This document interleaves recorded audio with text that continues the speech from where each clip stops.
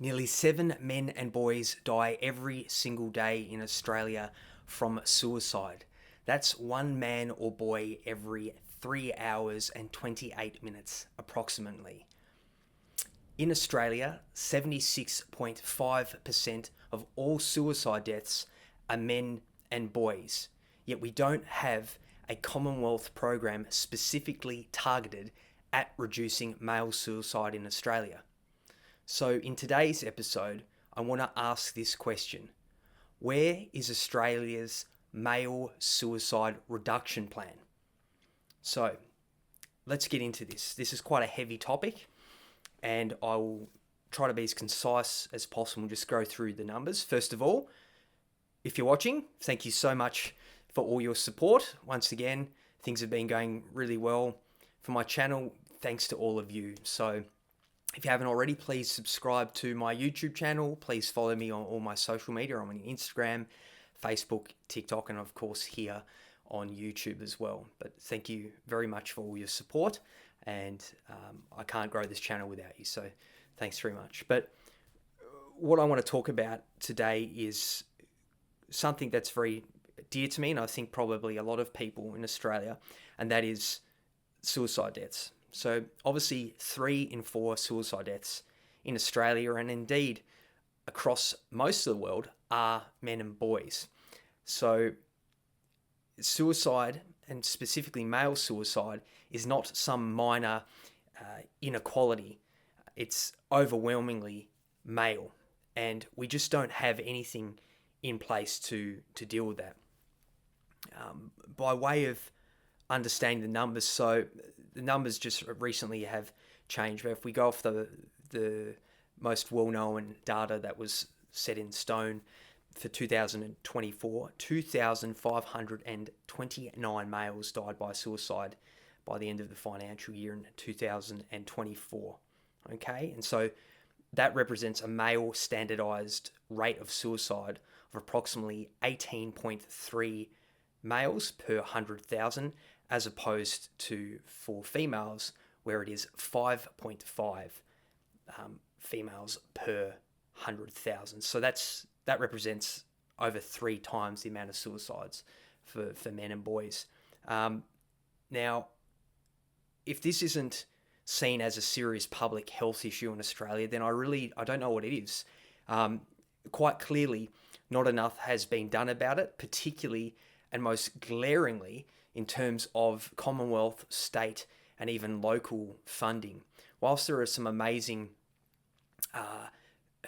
not-for-profit organisations and other groups, obviously groups like Beyond Blue, Black Dog Institute, Movember, institutes like that and groups like that do try to help men, but I also feel, with the exception of maybe Movember, that they're not specifically focusing on the male element enough. And in fact, without divulging too much, I just, in a very upsetting way, found out that some of the main bodies responsible for suicide prevention in Australia, when I questioned them specifically about needing to focus on male suicide, I was urged to simply consider all suicide deaths. And whilst they acknowledged there was an overwhelming mortality burden for men and boys in suicide, they still immediately tried to shift it back to just focusing on total male suicide. So what I can tell you quite confidently today is that at every single level, whether it be at the beginning at the research and academic level at universities, or whether it be at the institutions and major organisations in between that and the large government initiatives and national plans, every step of the way, there is, for some reason, a narrative around actually not addressing male suicide. So it's all talk and no go. There's a lot of talking about how bad male suicide is and how much we need to do. But when it comes down to the actual work that's being done and the funding that's being done, it's not happening. So it's all talk and no go, right? Show me the money. Show me the money of where the investment's going. And it's simply not happening. So like I've just said, that the male disease burden of suicide is enormous, right? It's huge. And in fact, if we look at it, it's not simply one male death. If we look at it in total years of human life, it's not simply one male death by suicide. It is over 42 years of life that is lost in that suicide of a male on average. Okay? So what does that mean? Well, it means that if you tally together all the male suicide versus the female suicide, on average, men and boys, I should say, men on average lost about 121,200 years of life due to suicide in 2022 versus women and girls who lost about 38,000 years of total life. Now, you can run the arithmetic on this each year based on numbers and look at the average death of individuals via suicide and work it out. But it is very clear that suicide is the leading cause of death for young men, particularly from 18 to about 49 years of age. In fact, a large portion of that occurs right in that midlife period in the early 40s, and that just so happens to also align with when divorce often occurs and separation occurs, which is disproportionately initiated by women. And as I talked about in my last video, when that happens, the men are not only losing their assets. In the cases where children are involved, and the 3% of these cases in separation divorce that go to family court, disproportionately the men lose majority or even total custody of their children, despite over 75% of men, non-resident fathers in particular, saying that they would like more time with their children. So the family courts are rigged there, and I would really like more research to be done specifically on the link between men losing their children in family court and that then leading to suicide. What we do know quite clearly is that relationship loss is pretty much the leading cause of suicide for all people, but in particular for men and boys and men in their midlife period, which is a complicated time for all. In fact, the average years of life lost per male suicide, as I said, is about 42.2 years. So you need to think of it that way as well, what someone can achieve and do in their community and for their family in a 42.2 year lifespan. It's a significant issue. And on top of that, in terms of economic burden, the Australian government's Productivity Commission found that suicide in total, and this is for men and women as well, represents a total cost to the Australian taxpayer of over $29 billion annually, right? And you could really, a bit of basic arithmetic, say that, as I said, 76.5% of that is the male suicide. Okay, but what do we often hear when we talk about these obvious numbers that cross-culturally line up most of the time? Well, we hear often from women, not all women, but a lot of women, I would say probably the majority of women, small majority, but not necessarily all, that yes, men and boys kill themselves more, but women and girls attempt more. Well, I've done the research on this, and I originally believed on face value that was a truism and that they were comparable. But there's actually a bit of, I'd say, a false equivalence there, because the way that data on suicide attempts is measured, it's not measured on suicide attempts. It's measured on self-harm. It's not measured on suicidal self-harm exclusively. It's measured on non-suicidal self-harm and suicidal self-harm and other forms of self-harm outside of suicide self-harm. So that total number, which is often used as women using that as a rebuttal against male suicide for some reason, as if that's a competition to be had instead of coming together and going, this is a horrible thing, is not entirely true. So In fact, the Best National Personal Level Survey, which was conducted not too long ago, found that past year suicide attempts for both men, women, boys and girls was about 0.3%. Okay? So it's interesting to note that, because we hear the number of about 15,409 females effectively being hospitalized for self-harm, and we automatically assume that it's suicidal self-harm, so the intent to die via that self-harm. But that's not actually true, because what is being also measured there are multiple instances of the same woman appearing for the same sort of injury. So it's not 15,409 individual women every single year. It could be half of that or a quarter of that, with the same woman, potentially she got mental illness or drug addiction or some sort of problem, reappearing with those self-harm injuries. In addition to that, it doesn't necessarily mean that those self-harm injuries were because she was trying to kill herself. It was just a case of physical self-harm without the intent to actually want to die. Now, that sounds odd, but we know that a lot of adolescent girls engage in this behavior and don't necessarily want to die. They're ending up in hospital when the cuts are too deep, or there's a blood loss, or a fear of dying, having gone potentially too far with the self-harm, despite not actually wanting to die in the first instance. So it's effectively women absolutely need self-care harm.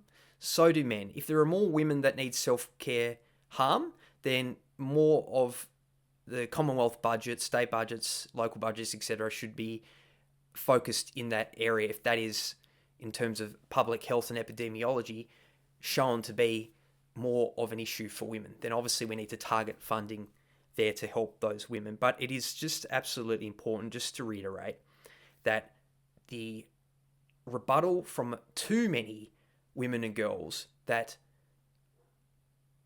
women attempt self-harm more, or that women do in fact self-harm more, therefore they are actually a higher disease burden or mortality burden potentially on society than total actual suicide deaths of men, is just not true. So please remember that when you hear that thrown at you. If you talk about the suicide numbers and go, hey, look, 76.5% of suicide deaths are men and boys, and you're hit with that rebuttal of, yeah, but women and girls attempt more. That's not true. It's not true. They do not necessarily attempt more.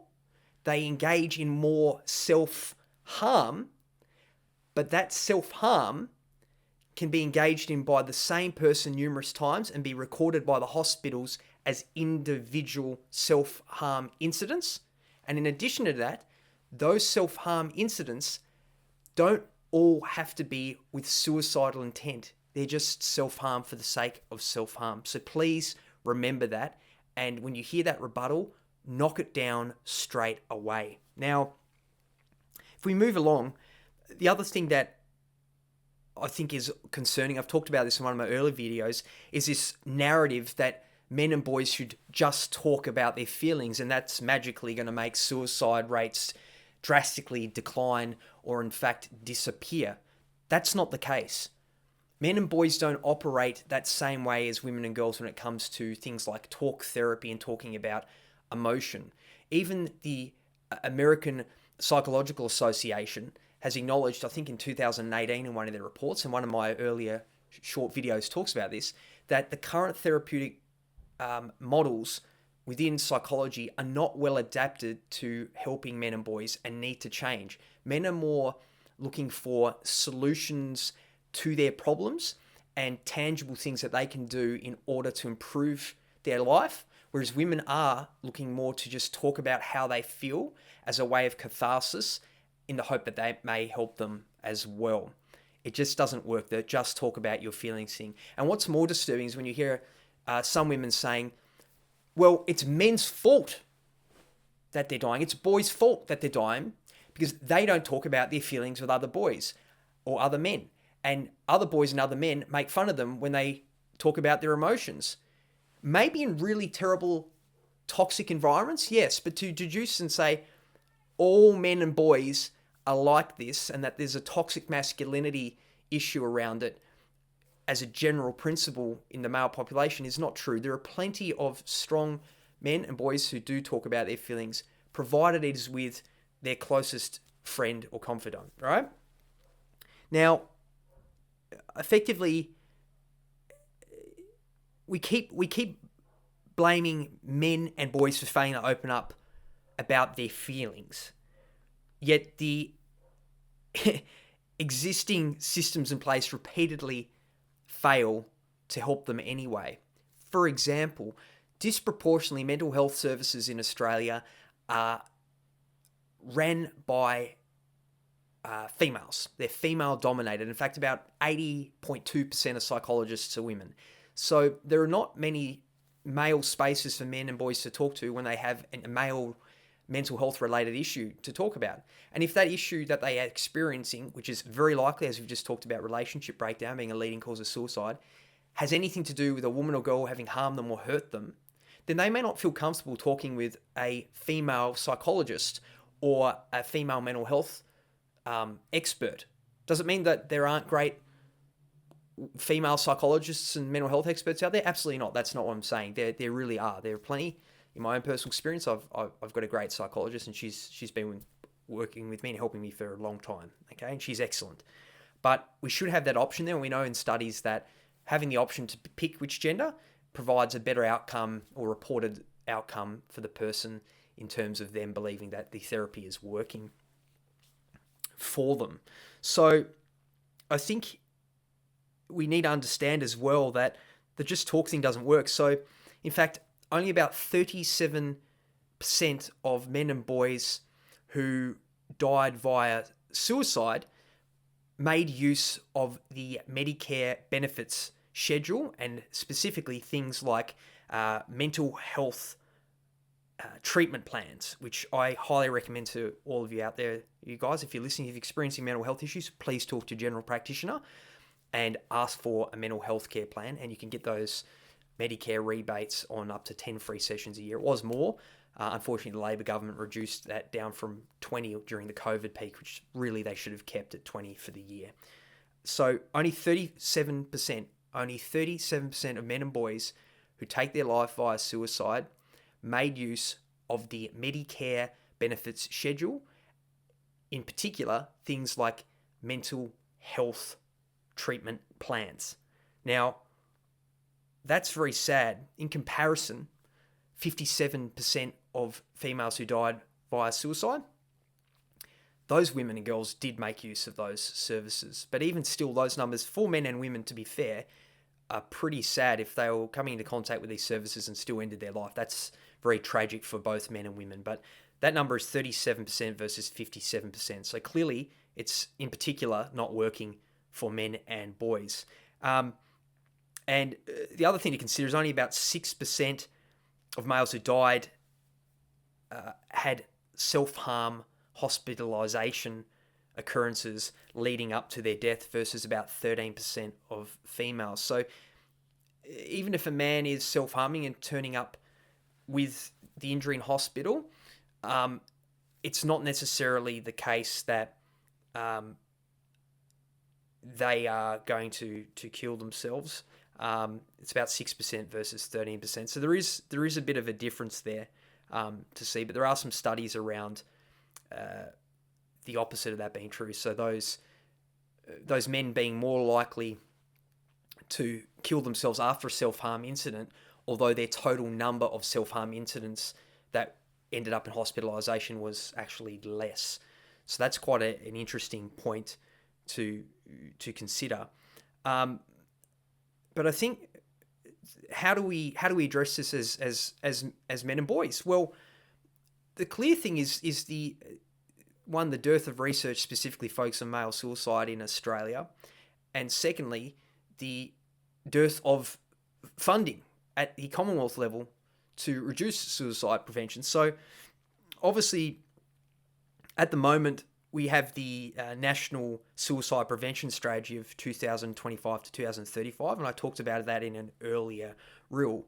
But we do not have in that embedded a specific male suicide reduction plan, which should be in there so that specific funding from the Commonwealth is allocated to the largest mortality burden, which is male suicide. Not female suicide, it's male suicide. In previous years, about 2021 to 2022, we had the suicide prevention pillar, and that had $298.1 million invested into that, but none of it specifically focusing again on the largest mortality burden, that being male suicide.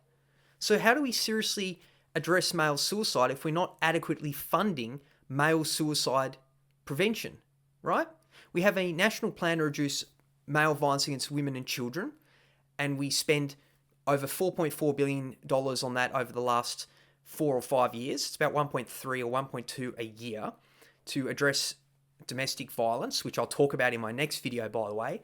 I can tell you right now, please tune in for that video because there's a lot of pure lies around domestic violence and the complete removal and absence of any regard for male victims of domestic violence. So please stay tuned for that. But effectively, if we use the current number, let's use the old number from the suicide prevention pillar of, what do we say, $298.1 million.